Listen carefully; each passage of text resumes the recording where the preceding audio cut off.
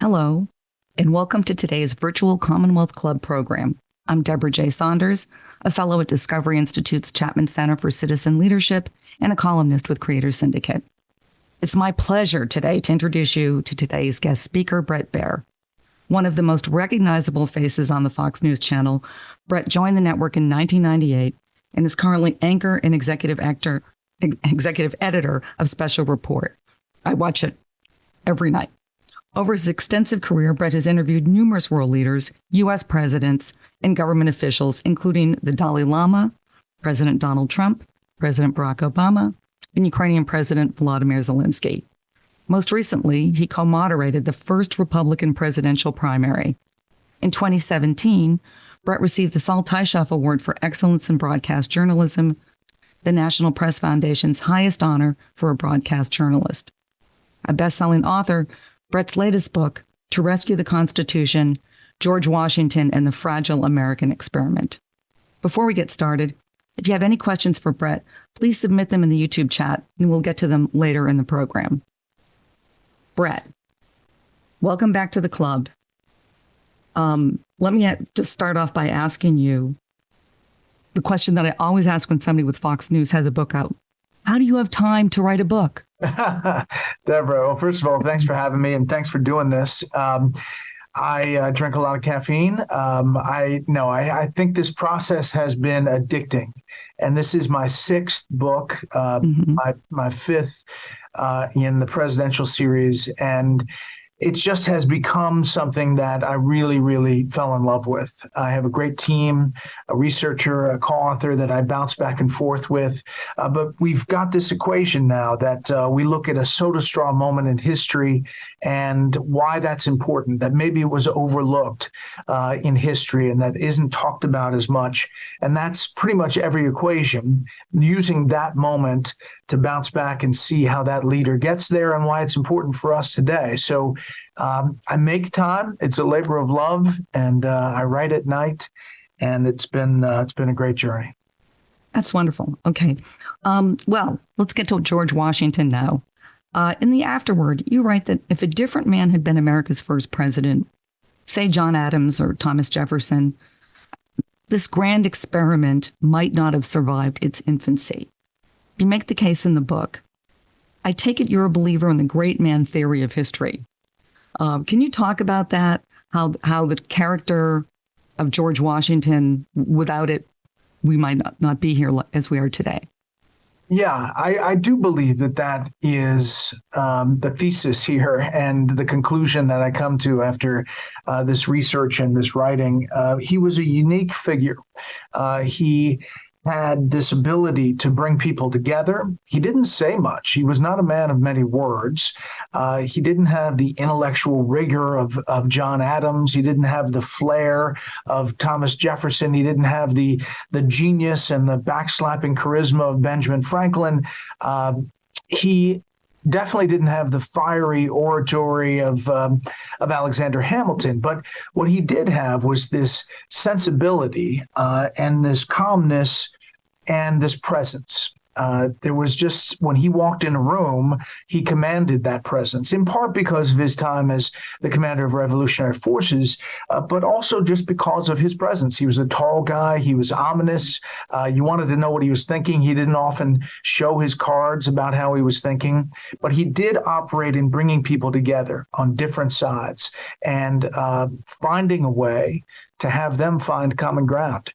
I think that had George Washington not been in that seat, there might not have been the consensus around the Constitution or the ability to ratify it, or the fact that he would be the first president. You know, there was no one putting a note in the Oval Office desk for him.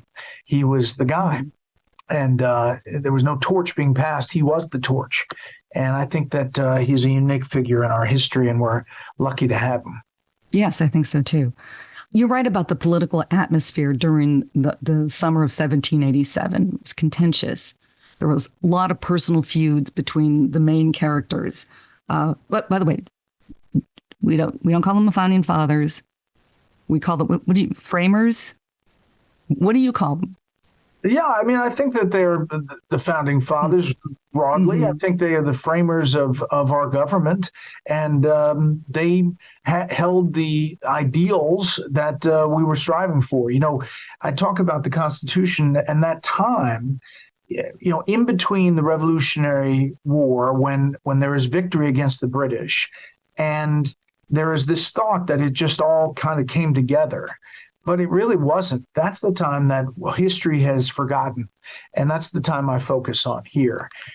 By the time that happens, there is a lot of angst throughout all of the colonies. In fact, they're fighting one another over tax collectors, over different fights. And we're largely loosely held together by the Articles of Confederation. But frankly, it's not working. And the country is falling apart at the seams. There are major figures who say, you know what, it may be better if we just go back to British rule. That's how bad it got. So at that time is when the Constitutional Convention is called in May of 1787. And that is the moment that I kind of explore in this book, and the personalities and the back and forth and the big fights that they iron out in Philadelphia in the summer of a sweltering hot Philadelphia summer to get to this document that to this day is the greatest single legal document holding and providing liberty for a country anywhere in the world. So you can't help but think about January 6th when you read this book, and you have a very light touch. You don't pound people on the head about what you might think about that, but it is the elephant in the room, and you keep thinking as you look at the chaos and the uncertainty, the way that people think that this is the moment where everything has to happen or everything will go bad. And yet something happens. And I look at groups like Sam Adams' Sons of Liberty, and you know that there are people who were in the Capitol who were thinking that they were those people. How did you manage that? And what were you trying to convey? Yeah. So, my last book, To Rescue the Republic, about Ulysses S. Grant, specifically dealt with a crisis in 1876 where there was an election that was not being certified, and there were another set of electors, and there was this battle. And it happened on the floor of Congress, and people were standing on desks saying, there will be blood in the rivers. Yelling this. That was a more direct connection. And as I was writing that book, January 6th happened. I was anchoring that day on January 6th. So that last book starts, actually, the foreword is January 6th as I'm covering that. And so it's a more one-to-one direction connection. But this book, you're right, it deals with some of those overtones about how dark it has been. And it's important to have perspective. January 6th was a horrible, horrible day. It was a very dark day, and it will be remembered like that in history books. But for perspective, we as a country, despite how partisan we are and how split we are, we've been at very dark moments in the past. One of them is this beginning, where we almost didn't get to the starting line. It was almost so pulled apart that we didn't get started as a country. Then, of course, you deal with the Civil War, which was horrific. 1876, Ulysses S. Grant prevents us from falling into a second Civil War that was a real possibility. You have the protests in the 60s and the 70s.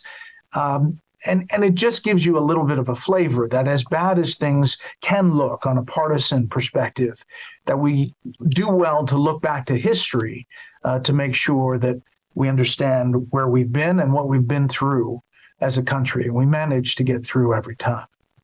One of the things I liked about in the book is that you talked about one of the reasons that the Constitution works is that the men who drafted it, they had a sense of their fallibility. They didn't see themselves as they had the humility to understand that what they think today may not be what they think in 10 years, that there's a reason to let everybody have room and have say. The world doesn't fall apart if the other side gets its way on something. There is a sense of humility then that I think people don't necessarily look at. You're right, Ben Franklin believed the framers succeeded not because they were self-assured, but because they were willing to succeed that they might be fallible. Can you talk about that a little bit? Yeah, I think there was this. Sometimes we lift up the Constitution as this amazing document that has infallibility to it, but there were a lot of problems, and they knew it even at the early stages. One of the biggest problems was slavery. Here's a document providing liberty, providing freedom, putting a structure to a government. And yet, as part of the document, when it came to slaves, 3/5 of a man was, how they would determine how each state was going to figure out how many people were representing it, the Senate and the House. And a slave was 3/5 of a man. And the document doesn't mention the word slavery, but they knew it was a major problem. And a lot of the guys in that room had a problem with it, including Washington, who at the end of his life, he freed a slave that he had and had been his one of his aides, his closest aides, and he said that he thought that it was the worst part of his life looking back, and that he wishes that he had done something different. But they couldn't get the Constitution through by dealing with that. They basically punted and said they would deal with it later. Unfortunately for the U.S., it would happen well later. But they knew and acknowledged at the time that slavery was a major problem. That's part of the infallibility. Washington, by the way, went on to free all of the slaves at Mount Vernon and provide financial support for all their families in perpetuity. After Martha died. After Martha died. And it was something that he reflected back on in his life. So there's a time machine and you can go back to any day in George Washington's life. What would it be? And what would you be looking for? That's a great question. I think, I'd probably go back to the inauguration of his first presidency and that hope and that feeling of a new country, and yet that onus that is on him, on his shoulders, to figure out how it's going to run. That was one of the amazing things. Not only that he was trotting the path that no one else had gone down, but he was also figuring out how the government was going to work. A lot of how the early stages of the executive came together was because of George Washington. But the biggest thing he did was to leave after 2 terms, to say, I am not indispensable, and it is time for me to pass the torch to another. And when John Adams, at his inauguration, is going out of a room, he gestures to George Washington, go ahead, go first. And Washington says, no, you must go first. You are now the president. His biggest move was in leaving for the country, and a peaceful transfer of power, which has happened all but 2 times. So the Constitution Convention started with a prayer. When the sessions that they had, they started with a prayer. John Jay opposed that.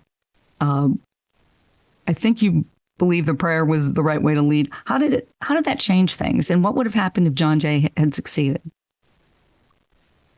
Well, I think it did ground those men, and it gave this bigger look at that there was a bigger power broader than them, and it was important. John Jay's thoughts about that, however, end up in the document itself, and the separation that they are seeking between government and how it's run, and religion. And the Bill of Rights would then come as part of this deal to get the Constitution across the finish line. A lot of people don't think about that, but the Constitution itself doesn't include those freedoms that we often link automatically. The Declaration of Independence, those are the first 10 amendments the Constitution's only been amended 27 times, but the first 10 are the deal that was made with different states to be able to put that in so that the document could be ratified. And obviously, it became crucial to who we are. And those Bill of Rights, include the freedom of religion and obviously freedom of the press, which I use quite a bit. One thing I never noticed before, the word woman is not in the Constitution. Can you talk? I mean, women are counted in the census. They gave birth to these gentlemen. Tell me about that. Yeah, and it was another one of those failing parts of whether it was going to be in that document or not. It was in the Times. That was how they looked at that. That would be amended, obviously, later on. And it would take, again, many, many years before that suffrage would happen. They knew that it wasn't a perfect document. And George Washington, of all people, respected women. His biggest love was Martha, and all he really wanted to do was get home to Mount Vernon and be with her. She was the love of his life, and the earth stood still. He didn't function that well without her. Brett's talking about how all Washington wanted to do, of course, was get back to Mount Vernon. Did I break up there? You did break up. Please continue. Yeah. All Washington wanted to do was get back to Mount Vernon. He wanted to be with Martha, the love of his life, and her two children who he adopted. He wanted to live a normal life, but each time he was asked to serve, he said yes. He didn't serve really effectively when she wasn't with him. In fact, when he took over as president in New York, it was chaos, and the doors were open. Everyone wanted to see the new president and make sure they could talk to him. So it was kind of like Grand Central Station, and he desperately wanted to have Martha by his side, but she was dealing with grandchildren at Mount Vernon at the time. So he had his aide at the time, Tobias Lear, write a letter and say, and Martha loved seafood, and the letter says, Mrs. Washington, we have a lovely spread every night of oysters and lobster and shrimp. General Washington, now President Washington, would love your presence at some time. And she came up a couple of weeks later. And who knew that it was the seafood that was going to motivate Martha Washington to make the trip? Come for the seafood, stay for the Constitution, right? Right. So Washington's first encounter with his Revolutionary War soldiers was not optimal. He privately called them an exceedingly dirty and nasty people. How did they view him? He always had this leadership air about him. It was a ragtag bunch, though. I mean, they were from all over. They didn't have really uniforms. It was a lot of their clothes were falling apart. As the fighting went on, they had some wins, but a lot of losses. And the real problem was morale. They couldn't get funded effectively in the way that armies are funded. So they had food issues. They had artillery issues. They had manpower issues. They were outnumbered. It was really David and Goliath versus the British forces, which makes that Revolutionary War and the outcome of it just so much more remarkable in the leadership that, as General Washington shows, to be able to instill in these folks a sense that they could win, a sense that they were fighting for something bigger than themselves, for liberty, and a sense that despite all of the uphill battles, including a brutal winter in Valley Forge, and some of them without shoes, bleeding on their feet, that they could go through the training and really go after these British forces that essentially were sitting on their laurels, that were enjoying the fruits of some rich Philadelphia benefactor, that they were essentially living in their homes. And they went on to win, obviously, the Revolutionary forces. Excuse me. You must have been wondering as you're writing this, could we do that today? Could today's Americans be those people? I did wonder that, and I wrote it in a way that kind of raised that question numerous times throughout that section, because the heart that was shown in these soldiers was really something. We do see it in the fields of Afghanistan and Iraq, and I've been forward deployed as I covered the Pentagon, and I came to really appreciate the service and sacrifice of not only the men and women, but their families.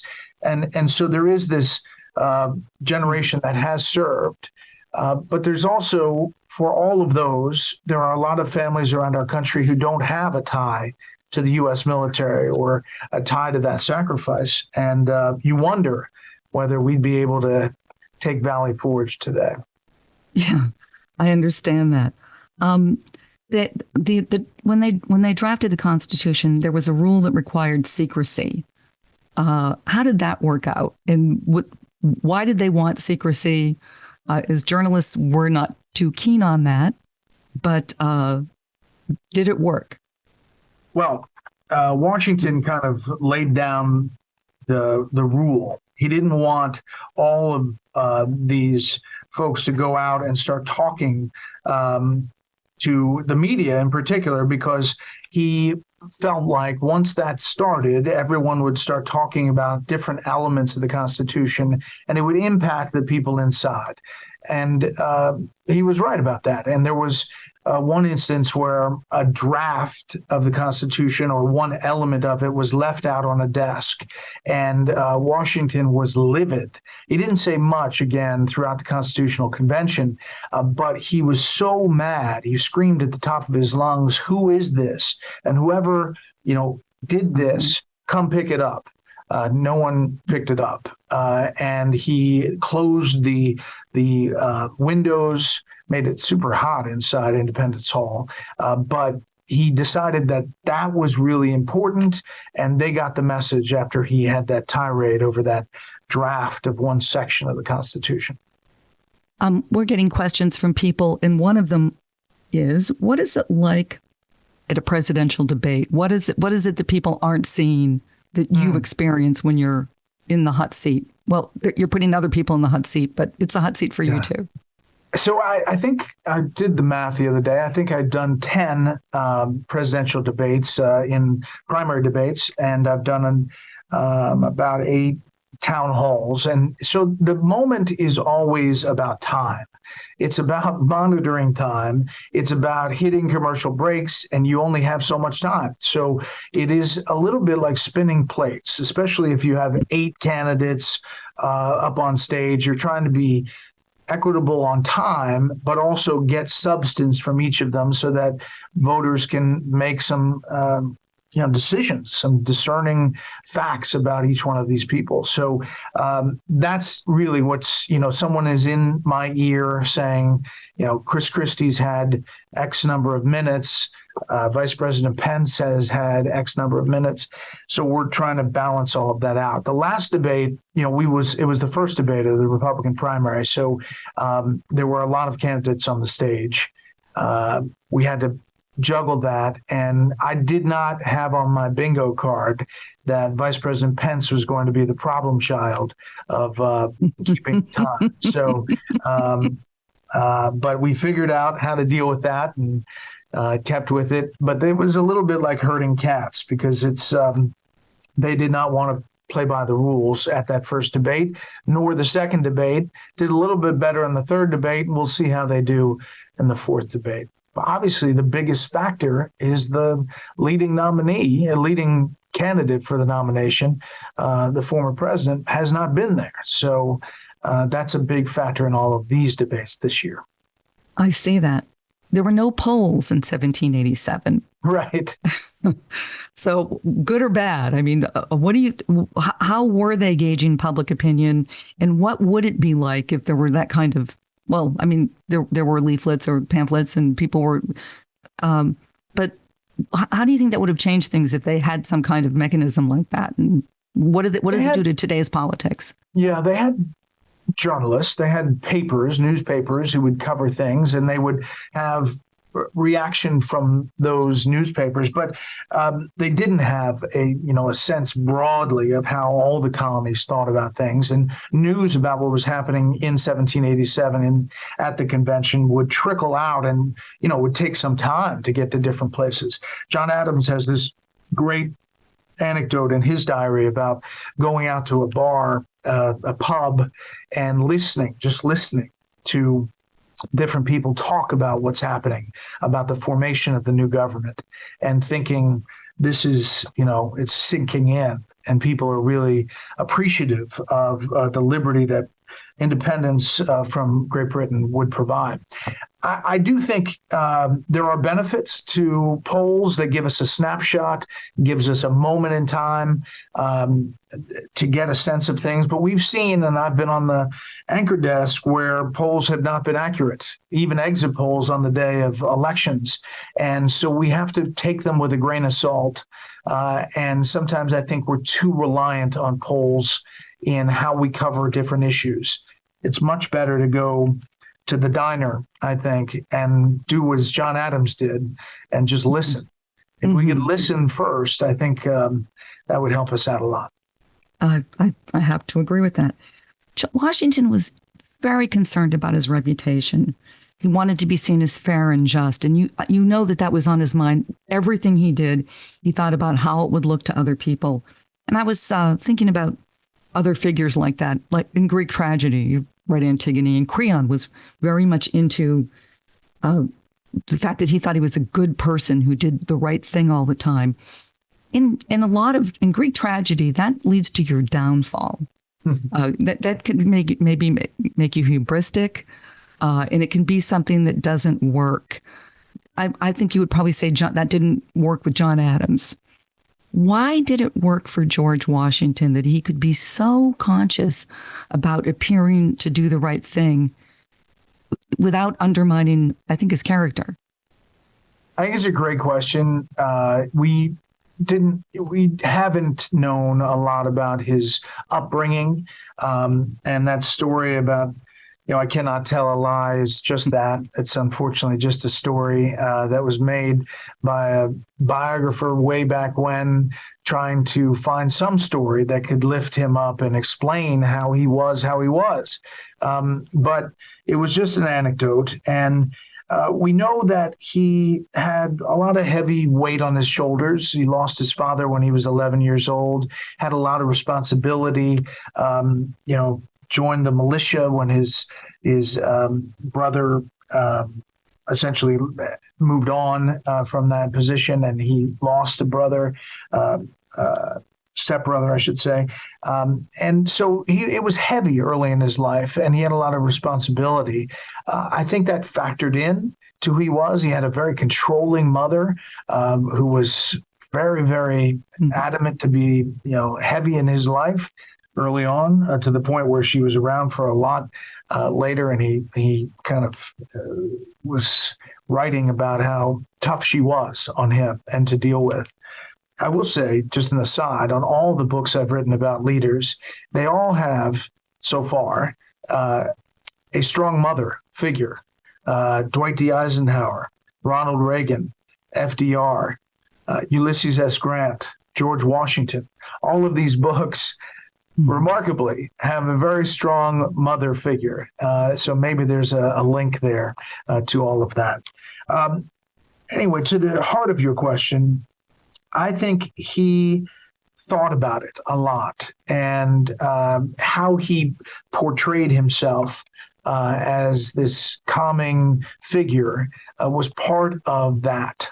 Not to be too over the top on one way or another, and to really try to bring people together. He effectively did that. His second term, he had some bumps in the road, but he effectively did that throughout his governing. Compromise, of course, it's something that's a dirty word in many corners of this country today. But without compromise, of course, there would be no constitution. That's something that you allude to this as well, gently, about how this was necessary. Other times that you're looking at Congress and thinking you should be a little bit more like the other guys, and they didn't want to compromise either. But things that did seem to happen, and that is why we have a constitution. Right. And, there's a hunger for that, I think, in a large part of the country. When I go around the country, there's a lot of people who talk about, getting together and trying to figure things out to get stuff done. And so I have this thing on my show called Common Ground, where I bring a Democrat and Republican together who don't agree on a lot of things, but are working on something together.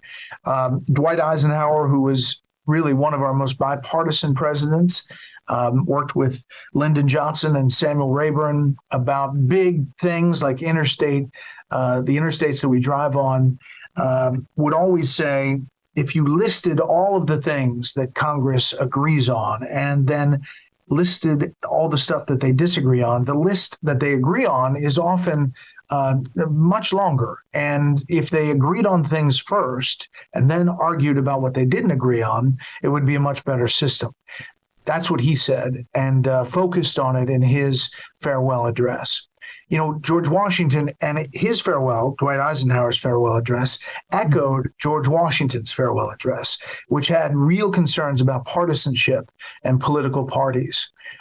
So I do think that there's a hunger for common ground. There are a lot of good people up on Capitol Hill on both sides of the aisle that are working on things, but we just don't hear a lot about it. And oftentimes we focus in a world of social media and sound bites and clicks on what drives us apart. So I have to mention, I don't know if you know this, but one of your colleagues is a descendant of one of the signers of the Constitution, Benjamin Rush, Claudia Cowan. Yeah, Claudia Cowan. So, I would have put it in the book had I had that info. I'm just passing that on. That's my bit of history. That's good. Well, so was there a Fox News? We've talked about the pamphlets.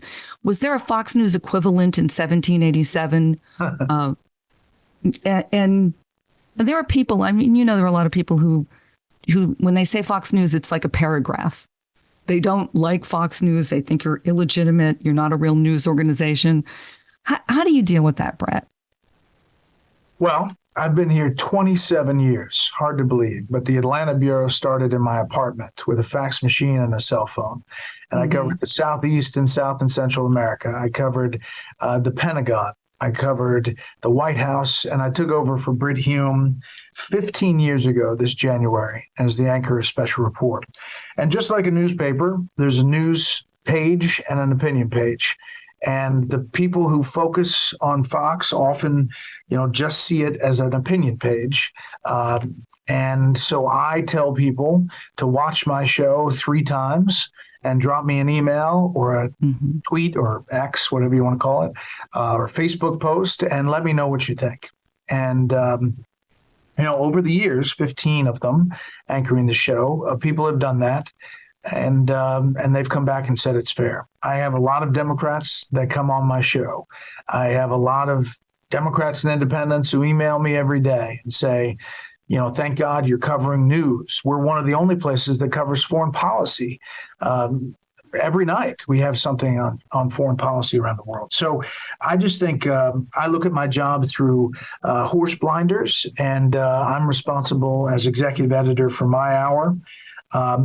The opinion folks do what they do. And sometimes they do stir the pot, and that gets people riled up. But I have a different job. We work under the same umbrella, but I have a different job. So that's how I explain it. I kind of look at it as one viewer at a time. And, if you build it, they will come. Not to throw too many cliches in a row, but as we've built this as a news program, more and more people have come, and we're the #1 news show on cable. So you write about Washington and how he sounded. The timbre of his voice was low and slow, with a slight hiss from his poorly fitted dentures. So I figure you're into presentation. You must have practiced what he sounded like. No, I read a lot about those wooden teeth, and I was trying to think how that would have sounded. But other people had described it that way in diaries, and so that's where some of that comes from. You know, these books are really, really well noted. If you go to the back of each one of these books, there are tons and tons of notes, pages and pages, because each one of these moments, it's not historical fiction. This is real, and it's based on a lot of people's take on that moment. So we're trying to put each reader in the room so that they feel, a real sense of history. I think that that's the most important thing, Sandra. Is I just think that there is this loss of history in our current environment, that we forget where we've been, and sometimes that really hurts us. I think if more and more people looked at where we've been, I think we'd be a better position to look where we're going to go. You're a Virginian, and the Virginian governor cannot serve 2 terms in a row. You wrote about how they were thinking about, and this is a fun part of the book, was reading. They were trying to figure out, what do we call the president?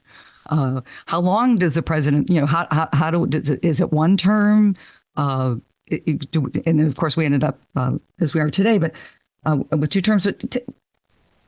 Do you think the Virginia governor system works with 1 term that cannot be can't be followed by another consecutive term? Yeah. Well, first of all, I live in the District of Columbia. Oh, so I'm sorry. Technically a Virginian, but I do cover Virginia it's right next door. And obviously I'm very interested in that. I think that, they've used that system for a long, long time. And I think that the people who've served in that seat, I've talked to a number of them. They wish they had another term because they were on the cusp of doing something X, Y, and Z. But there have been a few who've taken time to run for something else and then come back and run for governor again. And I think that it's an interesting system. It goes back to the whole question about how long everybody should serve and whether we should have term limits in Washington. It's very popular when you poll it just across the board. But, here in Washington, sometimes these lawmakers, they figure out after they've been here for a little while how to operate better and more efficiently. And while you don't perhaps want somebody that lingers on forever and ever, knowing how this place works to the benefit of your constituents is not a bad thing either. So it's a big argument, how long to serve. To the Commonwealth Club, I can't see the questions you're sending me. They're getting cut off. And one of the things that you mentioned in the book was there was a group that looked at reforming the Constitution and putting a limit of years for Supreme Court justices. You don't think that having a justice for life is necessarily the best formula. Could you talk about that, please? I think I was just reporting on this effort. It was the National Constitutional Center.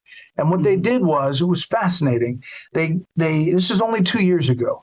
They had scholars who were progressive scholars and libertarian scholars and conservative scholars, a number of them in each one of those groups, well respected in each one of those groups. And they said, rip up the Constitution and start over. Make your own Constitution. What would it look like? What would you change? The amazing thing about it is, after a couple of weeks of diving into this, they only made a few changes, and they came back to the same document that was hammered out in 1787 in Independence Hall in Philadelphia, which is remarkable if you think about all the stuff that has been said about the Constitution.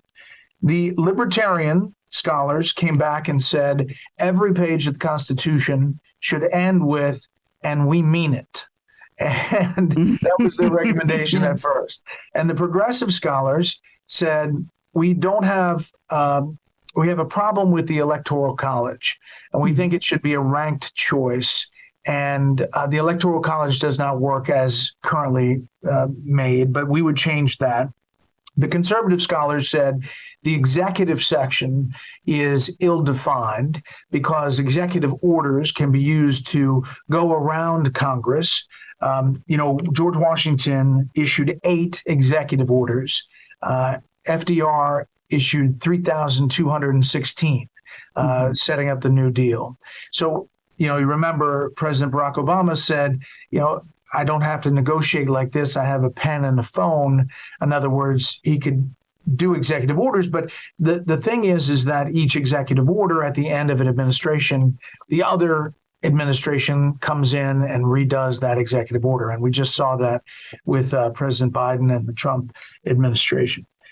So that's what the conservative scholars said primarily. All three of them said that the term limits for Supreme Court justices should be 18 years and not life, because they believed that life on that court provided too much pressure to get out at the wrong time and be launched at the right time, and the politics of that for the Supreme Court justices, which was interesting that all three of the scholars agreed. Largely, though, they came back to that same document from 1787. And I think that says a lot about, where we are as far as the Constitution is. There's a lot of critics that say it doesn't evolve with the times, and there are things that we should be doing. But to amend it, it takes 2/3 of the states. And I just don't think that that's a bar that we're probably going to get to currently. And there are so many runarounds, like the executive order that allow government to move forward, in the ways that it does. A viewer question: as we head into the upcoming presidential election, what is the biggest challenge facing Republicans and the biggest challenge facing Democrats? That's a great question. I think the biggest challenge facing Republicans is the fear of the threat to democracy line that President Biden used very effectively in 2022, hearkening back to January 6th. The fear for Republicans, I think broadly, and even Trump supporters, is that that will be deployed effectively, and that it will affect independence. Think about how close these elections have been in recent cycles. I mean, we've come down to tens of thousands of votes overall in about 7 to 10 swing states. It's fewer than 200,000 votes overall in those swing states that determined the presidency the last few cycles. So any little thing can make a big difference. I don't think Republicans fully appreciated that line of attack from President Biden in 2022. They thought immigration and crime and the economy was going to drive the day. And yet, threat to democracy and abortion really had a significant factor. So I think that is a fear for Republicans, as the former president is likely positioned to be the GOP nominee. That could change, but right now that looks like what it's going to be.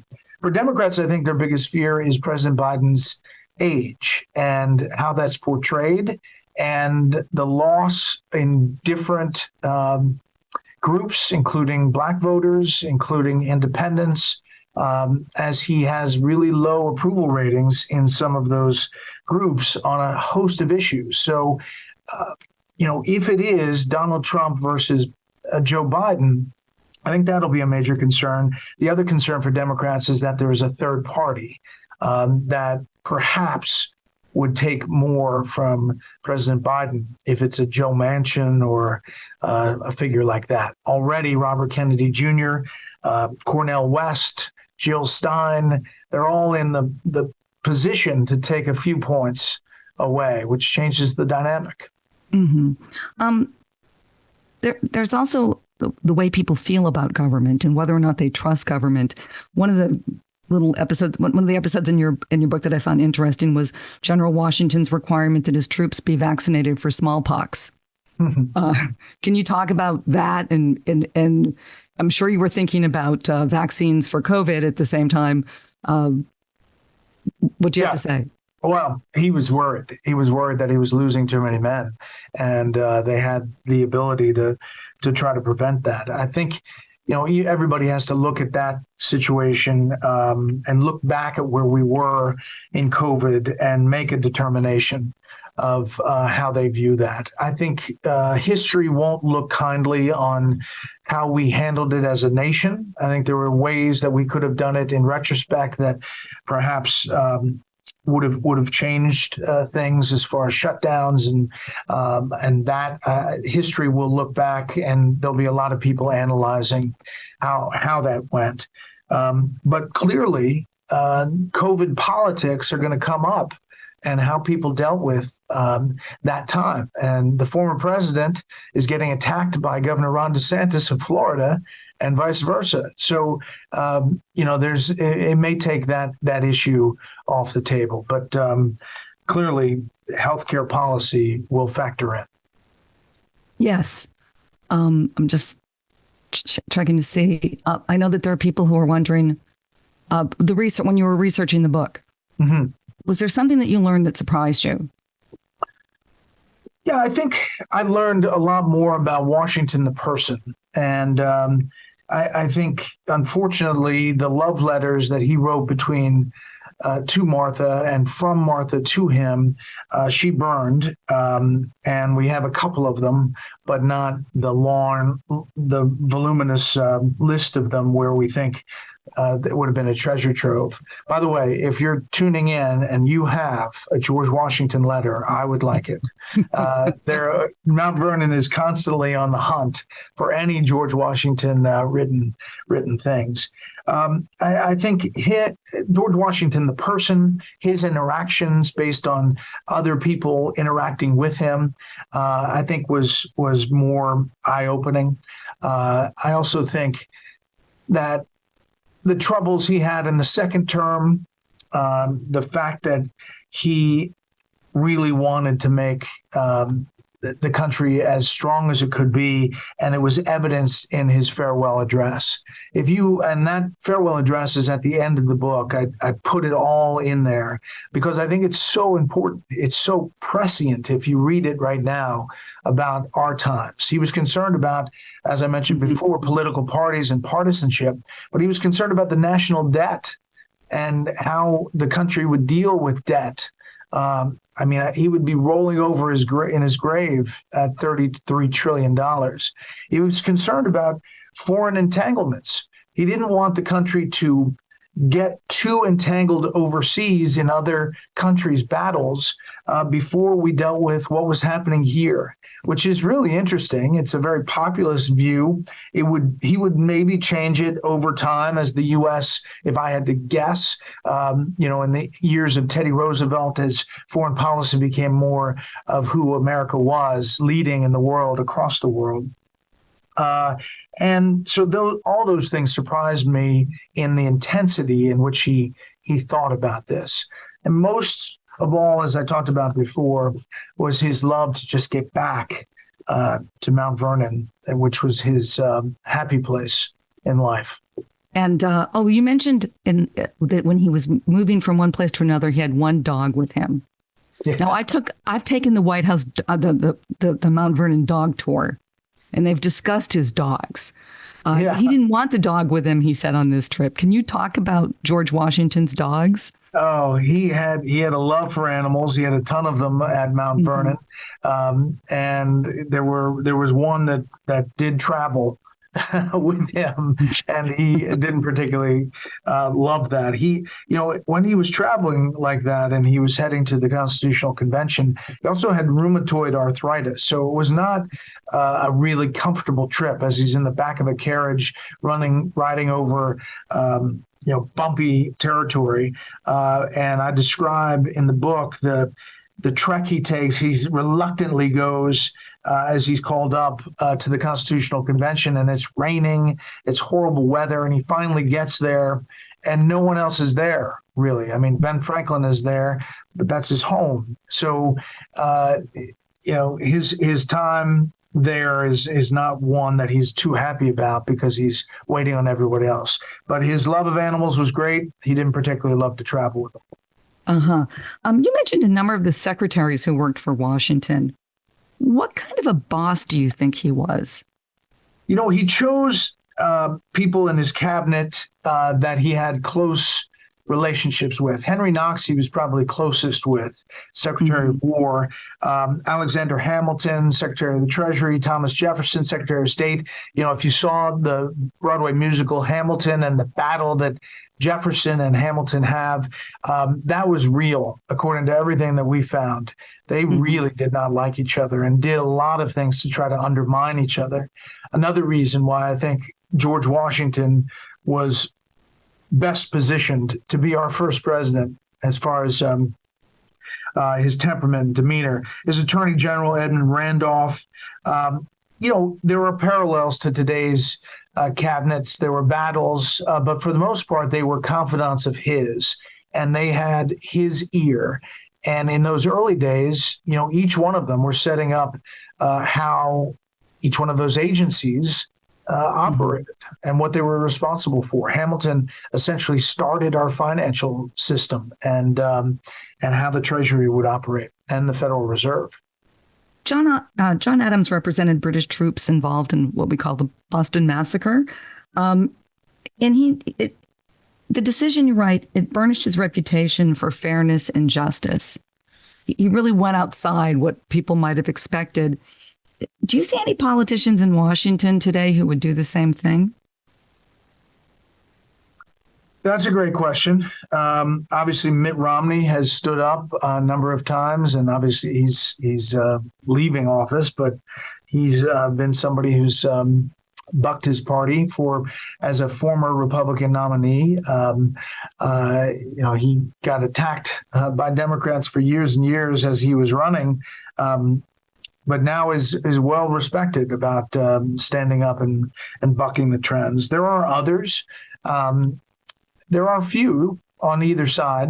A lot of the party holds together. I think Republicans have a tougher time herding the cats than Democrats, at least in Washington, as we've seen recently in the House with the turnover of the Speaker of the House.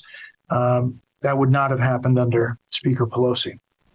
In an era when many look at the Constitution as if it's gospel, you have a caveat in your book. You write, those in the modern era who view the Constitution as written to be sacrosanct should realize that the deliberations that brought it into being there, like the democratic process itself, were rife with dispute. So if you were speaking to a high school class, a lot of other groups, and you were to explain to people what they don't, the thing to understand is that the process wasn't pretty, and yet somehow those disagreements presented something that wasn't necessarily thought of before. That's right. They got to a compromise, and we're talking about big issues that are still issues today. Federalism, you know, the power of states versus the power of the federal government, the representation of the size of states and what kind of representation each state should have. We talked about earlier what each office should be called. John Adams had this thought that the president of the United States should be the president of the United States, proprietor of the land. It was like about a paragraph long of a statement, and it said His Royal Highness was part of that title. And Madison at the time said, "Are you kidding me? We just got out of British rule, and you're going to say something that has Your Highness in it?" Washington stepped up and said we should just call it the President of the United States, and that's how you end up with that name. But the battles ended up oftentimes with compromises, which is why we have the Senate at 6 years. We have the House at 2 years. We have the representation differently. And the Bill of Rights was a compromise to be incorporated soon thereafter of the ratification of the Constitution. So it was the product of argument. And that's really the sense that I want to give, is that it was not a clean start. It wasn't a pretty thing. That's what's amazing about the start of our government, is because dissent is baked in the cake. Dissent is who we are, and we shouldn't fear dissent. But the thing that Washington was able to do was also common ground to bring dissent and getting together to finally get something across the finish line. And, today, I think we could do a little bit more of listening to the other side and then figuring out where you agree with the other side. Sometimes there aren't, and sometimes you can't get to agreement. But where we can, we should.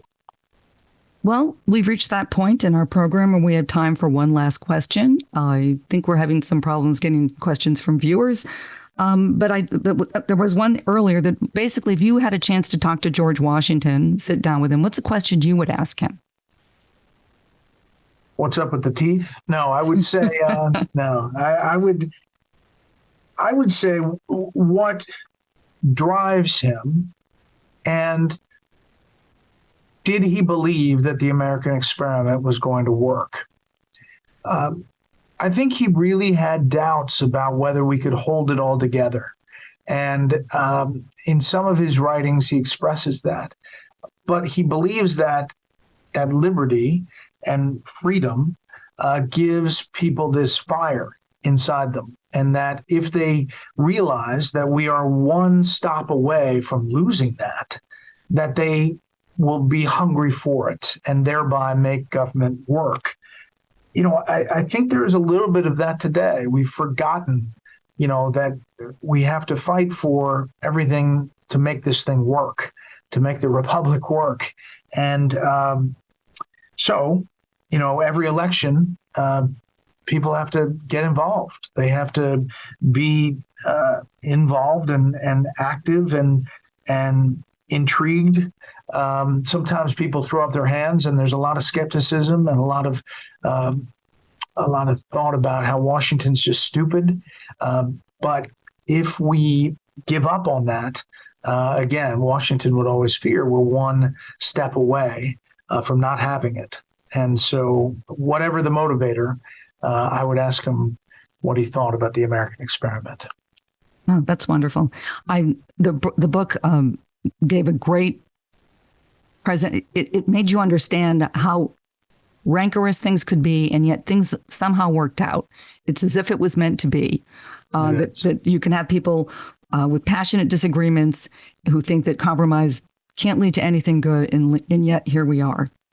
Our thanks to Bret Baier, author of To Rescue the Constitution, George Washington, and the Fragile American Experiment. We encourage you to pick up a copy of Bret's new book at your local bookstore. And if you'd like to watch more programs or support the Commonwealth Club effort in making virtual and in-person programming, please visit commonwealthclub.org/events. I'm Deborah J. Saunders. Thank you and take care.